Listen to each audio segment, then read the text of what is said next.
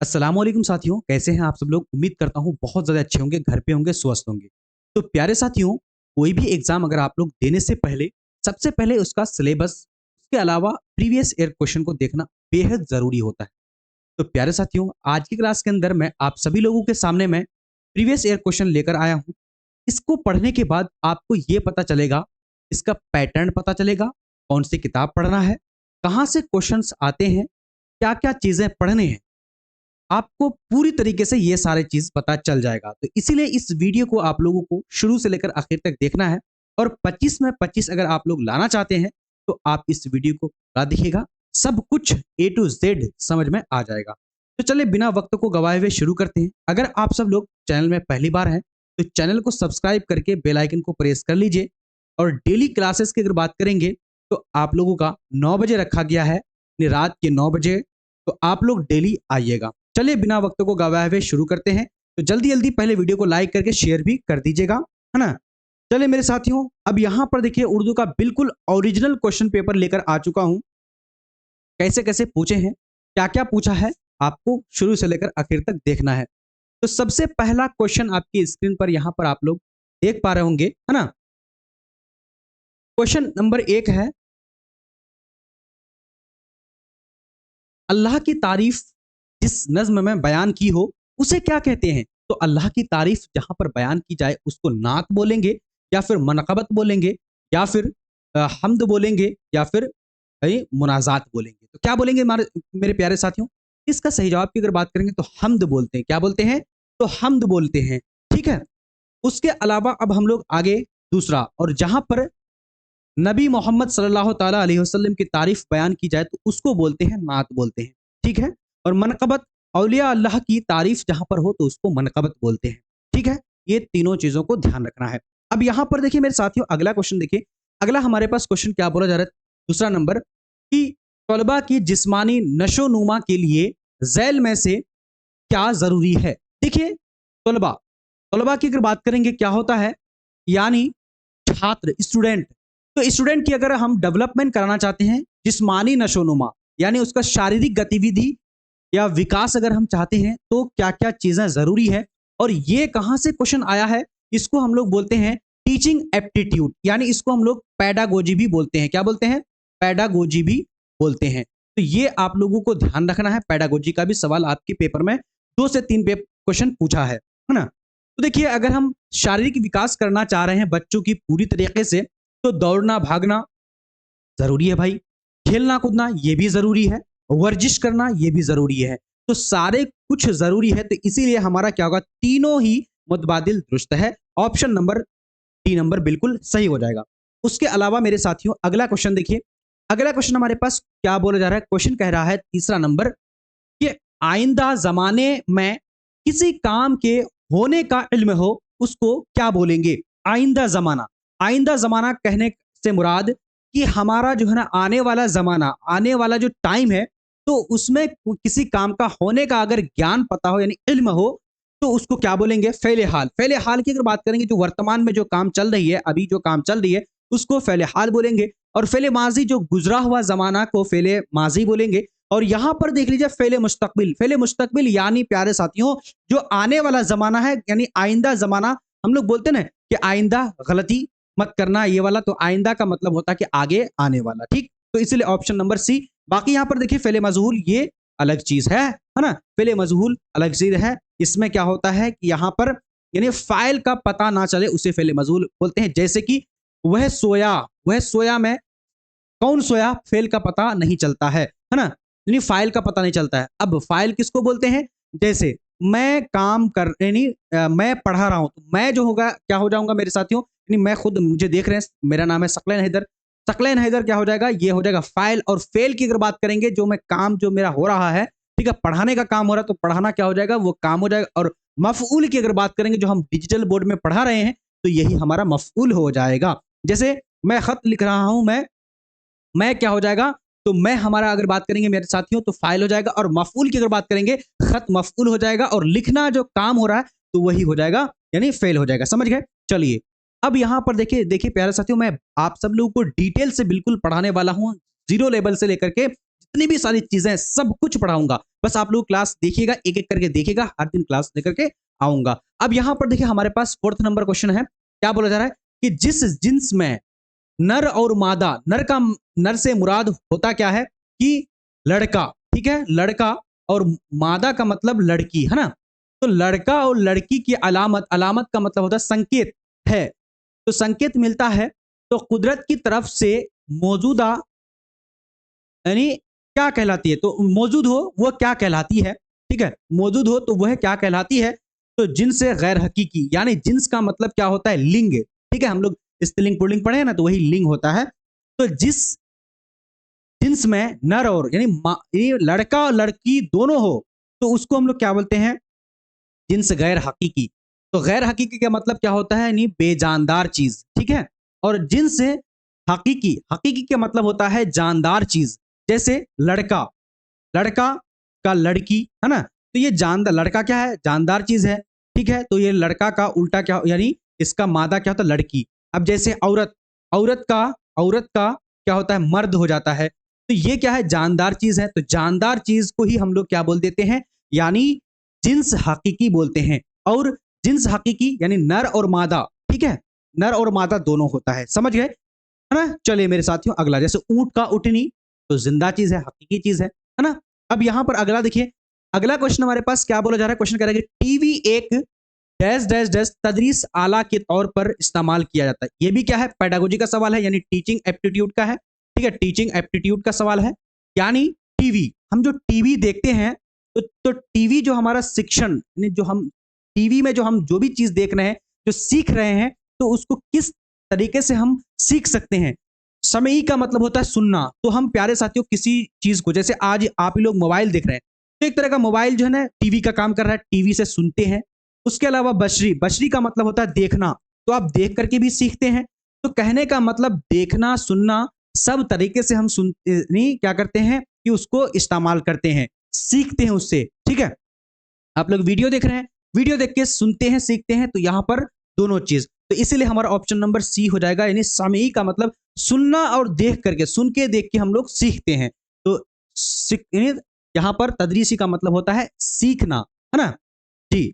चलिए समझ में आ गया होगा। बाकी अगला क्वेश्चन देखेंगे, थोड़ा सा ये जल्दी जल्दी और थोड़ा तेजी तेजी करा रहे हैं। इंशाल्लाह आप जब पूरी तरीके से डेली डेली क्लास आइएगा, तो सब कुछ मैं A to Z आप लोग को 25 में 25 हमारे स्टूडेंट लाए हैं, ठीक है। और आप लोग भी इंशाल्लाह इस तरीके से पढ़ा दूंगा कि 25 में 25 लेकर आ जाइएगा। मैं आप सब लोग को हिंदी, उर्दू दोनों चीजें पढ़ाने वाला हूं और इंग्लिश भी पढ़ाने वाला हूं। अब यहां पर देखिए अगला, मैंने रोटी खाई मुंदरज जुमला किस फेल की मिसाल है।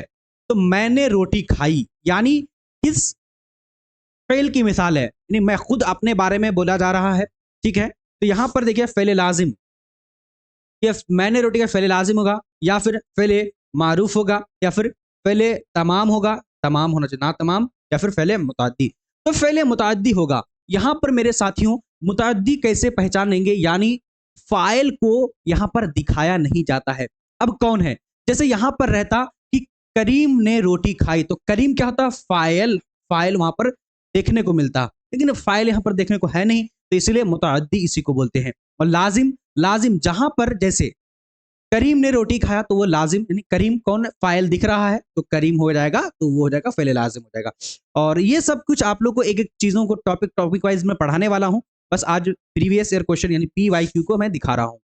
अब यहां पर देख लीजिए, अगला हमारे पास 7 नंबर है, दिए गए अल्फाज में से लाहके वाले अल्फाज की दुरुस्त जोड़े का इंतखाब कीजिए। अब लाहका, लाहका हम लोग किसको बोलेंगे, जैसे प्यारे साथियों इसको बोलते हैं क्या, परतय बोलते हैं इसको। हम लोग हिंदी में बहुत पहले पढ़े होंगे, क्या पढ़ेंगे, परतय, है ना, परतय, है ना, परतय, है ना। और वहीं पर अगर बात करेंगे साबका, साबका किसको बोलते हैं, यानी किसको बोलते हैं साबका, यानी प्रीफिक्स को बोलते हैं, उपसर्ग को बोलते हैं, किसको, उपसर्ग को, ठीक है। तो उपसर्ग, उपसर्ग हमेशा क्या होता है कि पहले आकर के अल्फाज में तब्दीली लेकर आती है। जैसे एक है क्या, यानी एक पहले परतय के बारे में बताता हूं, लाहका के बारे में। जैसे खुशबू है, तो खुशबू को खुशबूदार, तो लास्ट में दार आ गया, तो ये परतय बन गया, यानी लाहका बन गया। और साबका, साबका में क्या होता है, जैसे हम एक उर्दू वर्ड लेते हैं, जैसे अदब, अदब एक लफ्ज है, बा अदब यानी बहुत ज्यादा अदब वाला, इज्जत करने वाला, तो वो हो जाएगा क्या, यानी साबका हो जाएगा। क्या हो जाएगा? साबका हो जाएगा। ठीक है, चलिए। तो यहाँ पर लाहका के बारे में बताया जा रहा है भाई। यहाँ साबका ऐसे नहीं होता है, पता चला आप लोग फिर कमेंट करेंगे सर साबका तो आपको आता नहीं। ठीक है, साबका ऐसे होता है। देखिए यहाँ पर ज़रख़ेज़ ये क्या है? ज़र की माना होता है कि बहुत ज़्यादा या फिर, ठीक है, और ज़रख़ेज़, ख़ेज़ का मतलब होता है क्या? यानी उपजाऊ वाला, ठीक है। और यहाँ पर क्या है कि चौकीदार। तो देखिए दार जो है ना, चौकी पहले से एक जो पुलिस स्टेशन को हम लोग चौकी बोलते हैं, तो चौकी ये क्या है? लाहका ये यानी एक वर्ड है, अल्फाज है कि दार जो मिला तो ये लाहका बन गया। ठीक है, बाद में आकर आकर के मिला। उसके अलावा ज़र का मतलब होता है कि बहुत ज़्यादा, और ख़ेज़ का मतलब उपजाऊ वाला। तो यहाँ पर दोनों यानी क्या हो जाएगा? लाहका हो जाएगा। तो दोनों यहाँ पर क्या है? लाहका है। और यहाँ पर देखिए यानी पुरकार, पुर का मतलब होता है कि हाँ, पुरवकार। पुर का मतलब बहुत ज़्यादा, वकार का मतलब इज़्ज़त, है ना? तो यहाँ पुर जो है ना, ये क्या है? पहले आया हुआ है, तो इसीलिए ये क्या हो जाता है? साबका हो जाएगा, है ना? तो यहाँ इसीलिए ये वाला होगा नहीं, क्योंकि यहाँ पर आपको लाहका ही लेना है, लाहका वाला ही। अब यहाँ पर देखिए, एक है अदब। अदब की अगर बात करेंगे तो ये पहले से क्या है? तो वर्ड है, अल्फाज है, लेकिन बाद जुड़ करके ये क्या बन गया है? तो साबका बन गया। तो इसीलिए ये वाला भी गलत हो जाएगा, ये नहीं होगा। दूसरा देखिए यहाँ पर फानी का मतलब होता है मर जाना। ला फानी यानी फानी का मतलब है ना गायब हो जाना, खत्म हो जाना। और ला फानी, ला जो है आगे आया है, यानी आगे आया है तो ये साबका होगा, इसीलिए ये सब गलत हो जाएगा। तो ऑप्शन नंबर हमारा फर्स्ट बिल्कुल सही हो जाएगा। उम्मीद करूंगा ये वाला भी समझ में आ गया होगा। थोड़ा सा आप लोगों को यदि समझना पड़ेगा, समझिएगा तो बहुत मजा आएगा, वरना वरना फिर दिक्कत करेगा। अब यहाँ 8 नंबर है, कौवा और तोता की मोनस का इंतखाब कीजिए। कौवा और तोता की मोनस।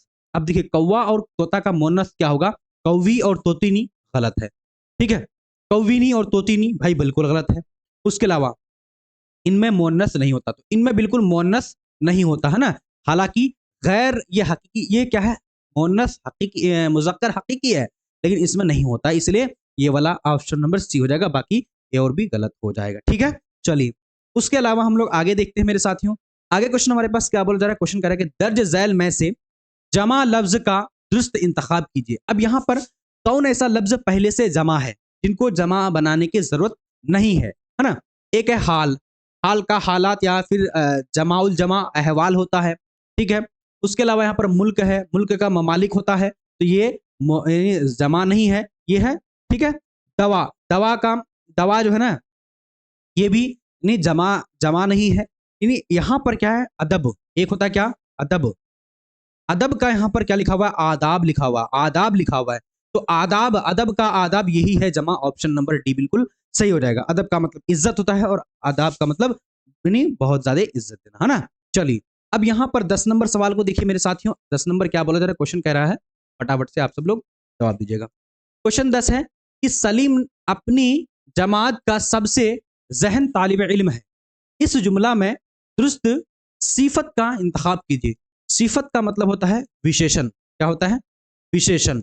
विशेषण का मतलब होता है विशेषता रखने वाला, जो गुण रखने वाला। ठीक है, तो जमात, जमात की अगर बात करेंगे ये क्या है भाई? विशेषण नहीं है। ठीक है, जहन। अब देखिए, अब जहन किसी के पास गुण है, अब मेरे पास क्या है? आप लोगों को पढ़ाने का गुण है, या फिर छोटे बच्चे में गाने का गुण है, तो वो गुण ही जो है ना, वही होता है, सिफत होता है। तो जहन, अगर जहन की अगर बात करेंगे प्यारे सा, तो ऑप्शन नंबर बी बिल्कुल सही हो जाएगा। अब यहाँ अपनी गलत हो जाएगा, सलीम गलत हो जाएगा, सिफत यही है विशेषण। ठीक है, ऑप्शन नंबर बी। उसके अलावा मेरे साथियों अगला क्वेश्चन को देखते हैं। अगला क्वेश्चन हमारे पास क्या बोला जा रहा है? क्वेश्चन नंबर 11 है कि गजल का पहला शेर, गजल का पहला शेर जिसके दोनों मिसरे में हम काफिया हो कहलाएंगे। हम काफिया, देखिए प्यारे साथियों, अब आप लोगों को पता होगा गजल जो लिखा था तो 2 लाइन का होता है ना? 2 मिसरा, एक यानी 2 लाइन का एक मिसरा होता है। तो गजल का जो पहला शेर है, ठीक है, शेर को ही मिसरा बोलते हैं। हम काफिया, अब हम काफिया किसको बोलेंगे? जिसके लास्ट में जैसे लाया था, ठीक है, लाया आ गया, या फिर आया आ गया, ठीक है, या फिर पाया आ गया, मतलब होता ना कि एक में लाया एक में पाया, है ना? इस तरीके से अगर आया, लाया, पाया अगर आता है तो उसी को बोलते हैं काफिया। तो काफिया अगर होंगे तो उसको कहलाता है, वो क्या कहलाता है प्यारे साथियों, तो वो मक्ता कहलाता है। ठीक है, क्या कहलाता है, तो मक्ता कहलाता है ना। और देखिए यहाँ पर प्यारे साथियों और एक बात, मक्ता और मतला के बारे में समझ लीजिए, इसको भी आपके पेपर में देखने को मिलेगा। देखिए, और मतला, मक्ता किसको बोलेंगे, सबसे पहले मक्ता याद रखिएगा। मक्ता की अगर बात करें, गजल का जो पहला शेर होता है, तो पहला शेर एक होता है आखिरी और एक होता है यानी पहला, तो पहला ही शेर को क्या बोलते हैं, मक्ता बोलते हैं। और मतला की अगर बात करें, जो आखिरी जो शेर रहता है, जैसे शेर या शायर लोग क्या करते हैं, तखल्लुस का इस्तेमाल करते हैं, अपना नाम अलग, जैसे मिर्जा असदुल्ला खान गालिब पूरा नाम है लेकिन वो गालिब करके इस्तेमाल, तो वो मतला लास्ट में जाकर के करते हैं। ठीक है, तो ये वाला बात भी ध्यान रखना है। ऑप्शन नंबर एक हो जाएगा इसका, है ना जी। एक होता है रदीफ, ये भी याद रखिएगा, एक क्या होता है रदीफ। रदीफ प्यारे साथियों, रदीफ की अगर बात करेंगे, जैसे एक ऐसे आपको देखने को मिलेगा रदीफ, है ना। तो रदीफ किसको बोल देंगे, काफिया के बारे में समझ गए कि यहाँ पर क्या होता है कि आया, आया या फिर लाया, लास्ट में एक ही मिसरा होता है, दोनों मिसरा में एक में आया आया, एक में आया लाया, तो ये तो काफिया बोलते हैं। लेकिन दरीफ किसको बोलते हैं, जैसे आया हूं, क्या है, आया हूं, ठीक है, लाया हूं, क्या आएगा, हूं आ जाएगा, नहीं हूं अगर आ जाएगा, दोनों बराबर सेम सेम आवाज आएगा, तो उसी को रदीफ बोलते हैं। आएगा आपके पेपर में, अभी आपको समझने की जरूरत है, ये याद रखिएगा। ठीक है, अब यहां पर देखिए मेरे साथियों, अगला क्वेश्चन है 12 नंबर। फेले माजी की कितनी किस्में हैं, तो फेले माजी की कितनी किस्में होती है, तो 6 किस्में होती है। देखिए, जब हम लोग कवायद को अगर पढ़ेंगे, कवायद को जब हम लोग पढ़ेंगे, तो इसमें आप लोगों को बिल्कुल ईजी तरीके से सब कुछ मैं एक एक करके बताऊंगा। बस आप लोग इतना याद रखिए, फेले माजी का 6 किस्म होता है। ठीक है, देखिए आपको उर्दू अदब पढ़ने की जरूरत है, कवायद पढ़ने की जरूरत है, टीचिंग एप्टीट्यूड पढ़ने की जरूरत है। मैं आप लोगों को सारा कुछ बता दूंगा, समझा दूंगा। ठीक है, टेंशन ले मत लीजिएगा। अब यहां देखिए, इन शाहकार, इस शाहकार मसनवी का नाम बताएं जिसके शायर मीर हसन है।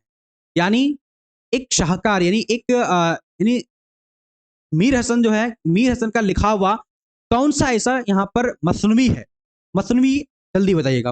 गुलजार नशीम, उसके अलावा क्या, गुलशन इश्क, फूलबन, उसके अलावा शहरुल बयान। तो शहरुल बयान है प्यारे साथियों, शहरुल बयान ऑप्शन नंबर सी हो जाएगा। आप लोग बोलेगा सर ये किस तरह का सवाल है, ये है उर्दू अदब से सवाल है।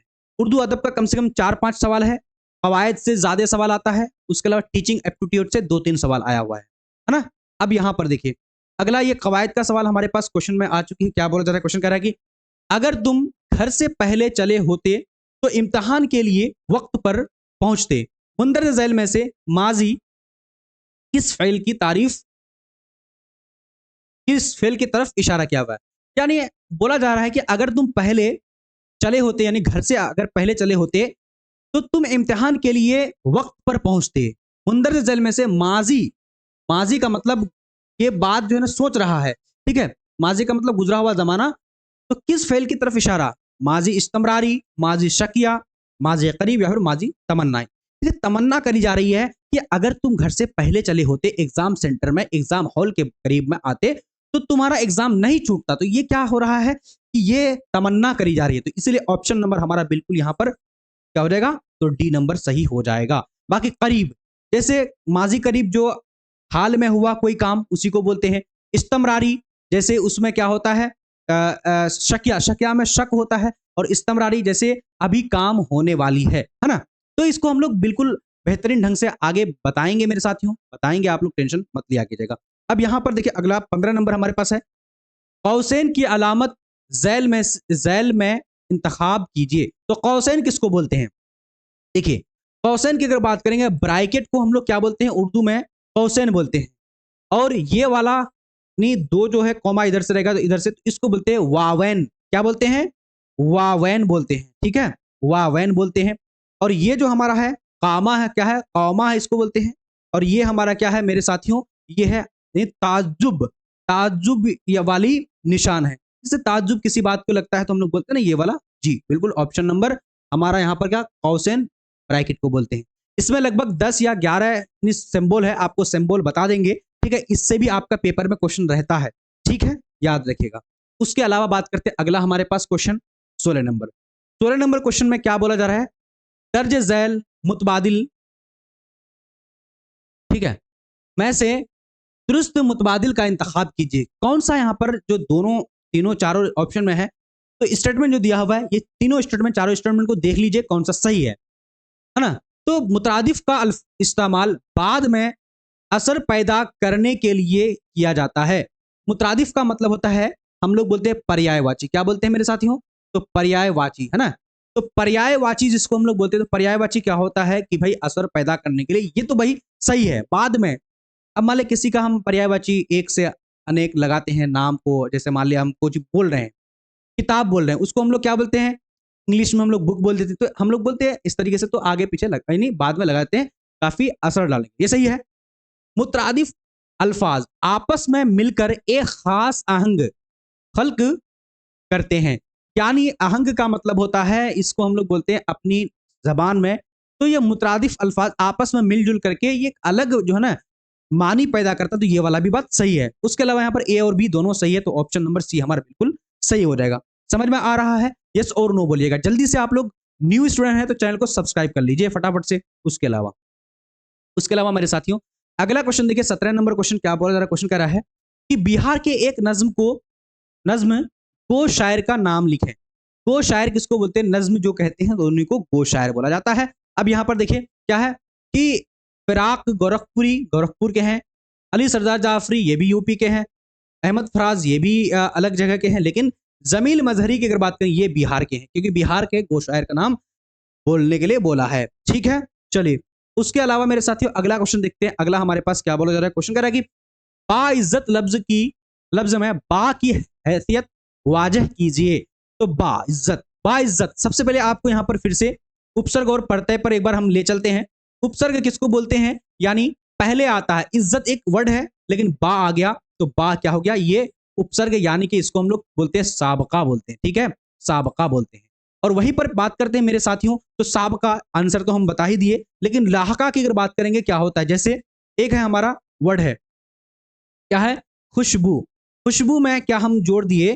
खुशबू में हम अगर खुशबू दार, तो दार अगर जोड़ देंगे तो यही हो जाएगा हमारा लाहका हो जाएगा। समझ में आ गया? और काफिया दईफ के बारे में तो बता ही दिए, है ना? चलिए उसके अलावा मेरे साथियों अगला क्वेश्चन देखिए।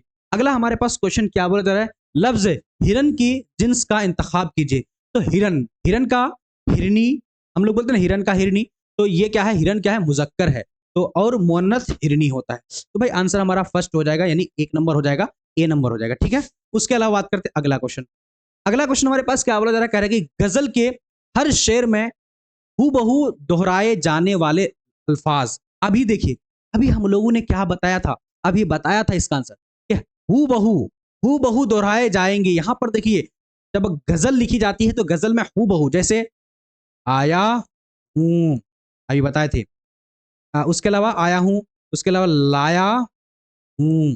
ठीक है, इस तरीके से अगर हूं करके या फिर आता है, या फिर कोई बराबर नहीं हूबहू आवाज आता है दोहराने जाने वाले, उसी को हम लोग बोलते हैं रदीफ। क्या बोलते हैं? रदीफ। और काफिया में क्या होता है? जैसे आया, लाया, अब गजल लिख रहा है, बोलते ना हमने आया, हम लाया, लास्ट में होता ना ये सेम टू सेम आवाज लगता है, तो इसको हम लोग बोलते हैं। ठीक है, चलिए तो आपको समझ में आ गया होगा, और मतला मक्ता के बारे में बता ही दिए। उसके अलावा हम आहंग आवाज को क्या कहेंगे? हम आहंग, यानी हम आहंग मतलब कि आवाज सेम टू सेम या नहीं है, कि सुनने में सेम सेम लगे। ठीक है, हम आहंग उसी को बोल देंगे, तो उसको बोलते हैं काफिया। देखिए क्या बोलते हैं? काफिया बोलते हैं। जैसे आया, लाया, पाया, है ना? इस तरीके से ये वाला लफ्ज को हम लोग क्या बोलेंगे? हम आहंग बोलते हैं।